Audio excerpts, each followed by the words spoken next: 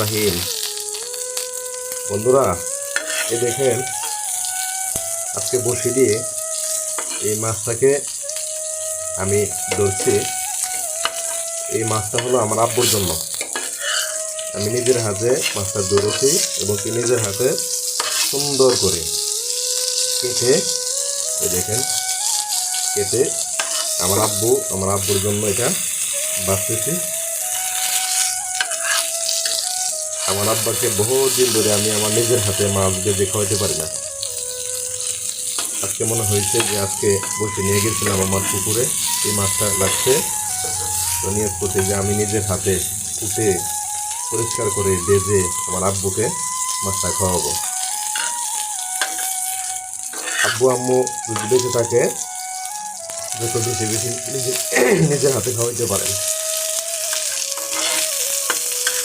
কারণ এই পৃথিবীর জান্নাতই হলো আব্বু আর আম্মু। আমার যেহেতু আম্মু নয়, আমার আব্বুকে আমি নিজের হাতে মাছ ভেজে খাওয়াইতেছি। সবাই ভালো থাকেন, অসংখ্য ধন্যবাদ ভিডিওটা দেখার জন্য। ভালো থাকবেন, সুস্থ থাকবেন, নিজের প্রতি খেয়াল রাখবেন। ইনকিলাব জিন্দাবাদ।